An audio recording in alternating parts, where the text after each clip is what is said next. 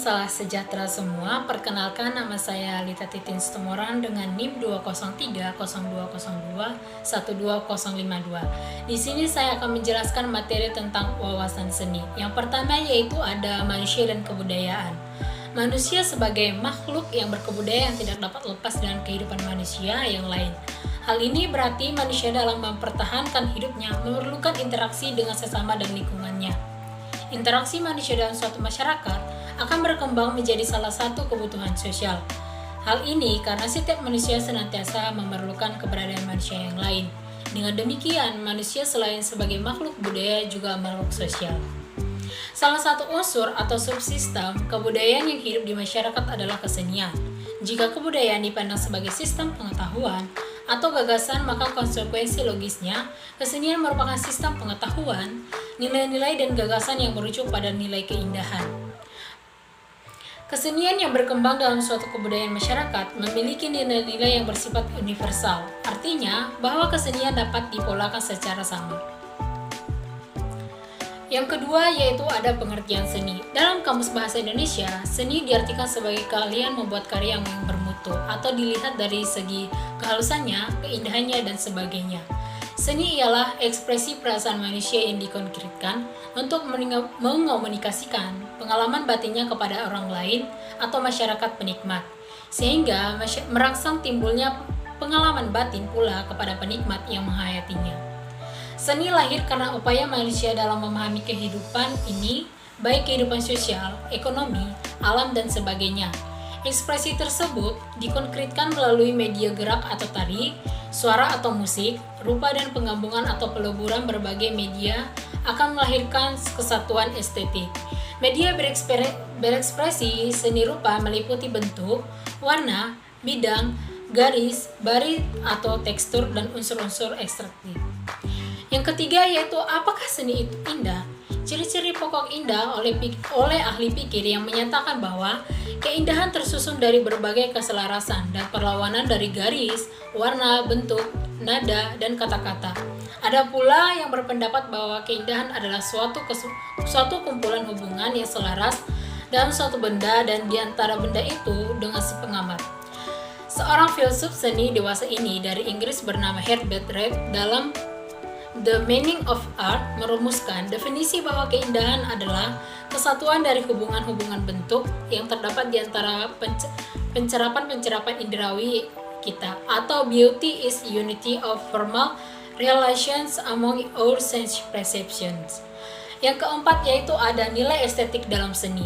Untuk membedakannya dengan jenis-jenis seni lainnya, seperti misalnya nilai moral, nilai ekonomis, dan nilai pendidikan, maka nilai yang berhubungan dengan segala sesuatu yang tercakup dalam pengertian keindahan disebut nilai estetis. Dalam hal ini, keindahan dianggap seperti dengan nilai estetis pada umumnya. Apabila sesuatu benda disebut indah, sebutan itu tidak menunjuk kepada suatu ciri seperti umpamanya keseimbangan atau sebagai penilaian subjektif saja, melainkan menyangkut ukuran-ukuran nilai yang bersangkutan. Ukuran-ukuran nilai itu tidak terlalu mesti sama untuk masing-masing karya seni. Bermacam-macam alasan karena manfaat, langka, atau karena coraknya spesifik.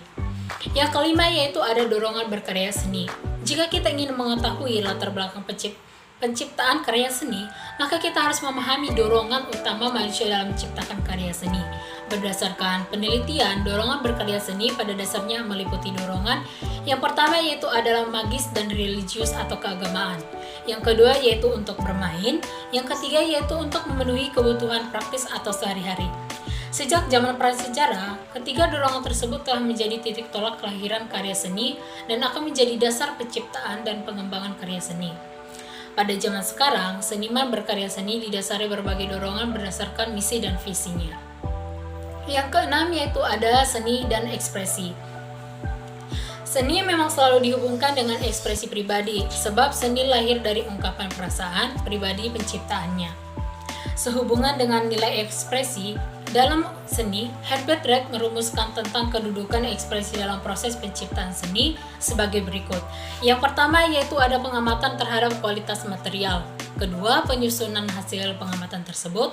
Dan yang ketiga yaitu ada pemanfaatan susunan itu untuk mengekspresikan emosi atau perasaan yang dirasakan sebelumnya. Yang ketujuh yaitu ada hubungan seni dan keindahan.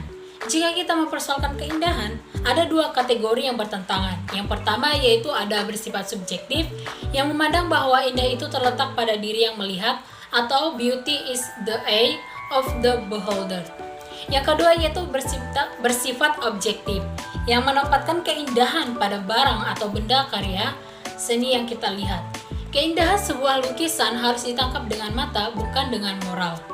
Dalam kenyataan pengamatan bentuk karya, tidak bisa lepas memisah-misahkan antara rasio, moral, dan rasa atau indera. Dengan demikian, kita dapat merangkum kedua teori itu dalam proses penikmat terhadap seni. Yang kesembilan yaitu ada alam sebagai sumber penciptaan seni.